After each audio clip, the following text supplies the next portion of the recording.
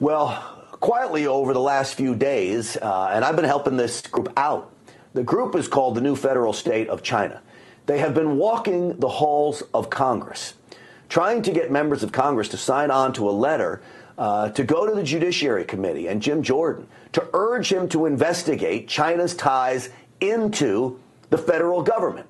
It's an investigation that needs to happen, which is why I want many members to sign on to this letter. Nicole Tsai is a member of the New Federal State of China, a group that wants to overturn the Chinese Communist Party and ultimately take over China. Nicole Tsai, welcome to the program. Hi, Grant. Thank you for having me. It's so great to be here. Well, it's so great to talk to you, and I want everyone to know you're an American citizen now, but you weren't always. You escaped China.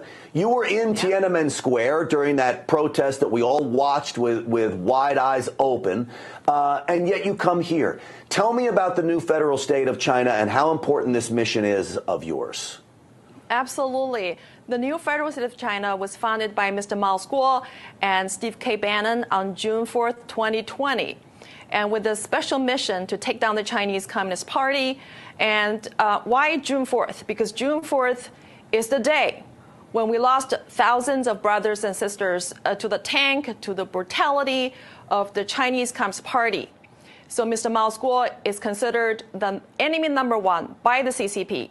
And he started the Chinese whistleblower movement back in 2017. And since that day, he became the most hated and most attacked Chinese dissident on the U.S. soil. The CCP has bought out many American mainstream media to attack him, to slander him, and the social media has been deplatformed, and he still didn't have an account on Twitter. And even more, the CCP has hired America's most prominent law firms to go after him because these American law firms have been hired by CCP to bring more than 70 lawsuits against Mr. Mao Guo and the Chinese whistleblower movement members. So, Nicole, what it seems to me is they're afraid of what he has to say. Right? Yeah. They're afraid of what your group can expose. Now, you've been walking the halls of Congress, going to meet with every member of Congress you can. How are those meetings going? Are people inside? These are specifically Republicans. They're more apt to meet with you. I understand that, but I know you're nonpartisan.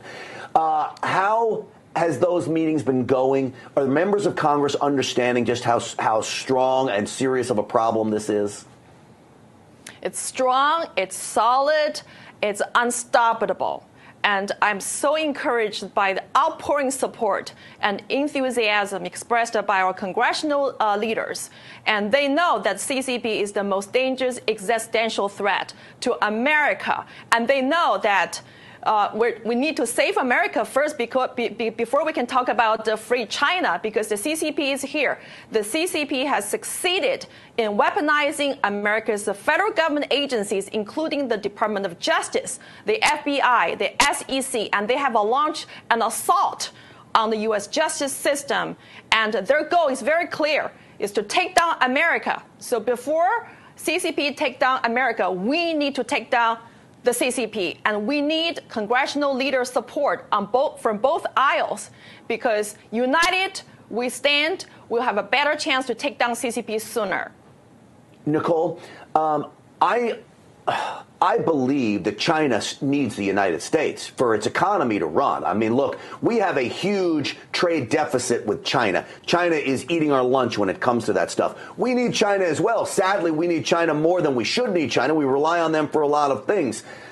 War would not be in the best interest of either country. So when you say China wants to destroy America, can they financially afford the destruction of America? What would that do to China? China needs America as much as America needs China from an economic standpoint.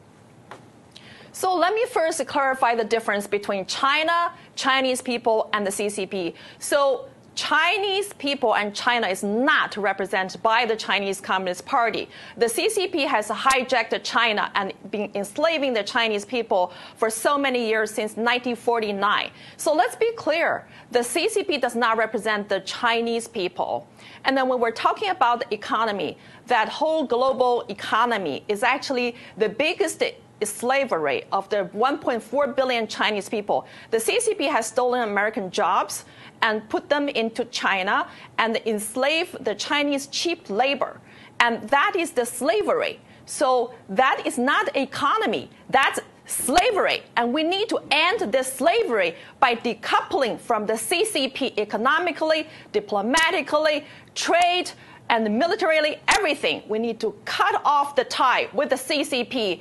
And America should establish a normal and diplomatic and economical normal relationship with the Chinese people, represented by the new federal state of China, which is now have been followed by more than 600 million people around the world, including those in China.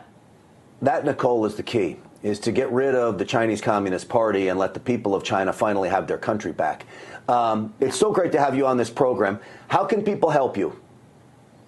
I would encourage everybody who's watching this show to call your congressman and ask them to sign on the Dear Colleague letter, which we have submitted to several congressional leaders. That letter is addressed to Jim Jordan, the chairman of the Select Subcommittee on the Weaponization of the Federal Government.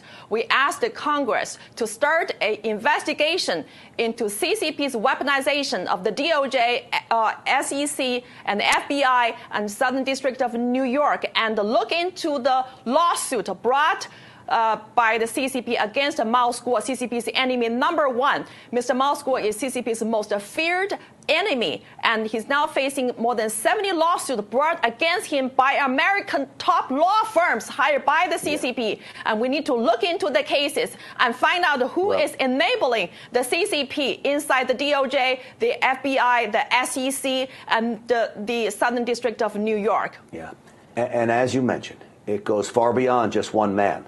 This is about the safety and security of America. It's about the people of China, and it is a very, very important issue. Nicole Tsai, I appreciate you coming on. I appreciate you putting up a fight with the new federal state of China. Thank you. Thank you for having me, and thank you, America, for supporting our goal to take down the CCP, beginning in the United States of America, beginning inside the U.S. federal government agencies. Thank you. Well, that is a goal that Stinchfield's army can get on board with. I can promise you that, Nicole. Thank you.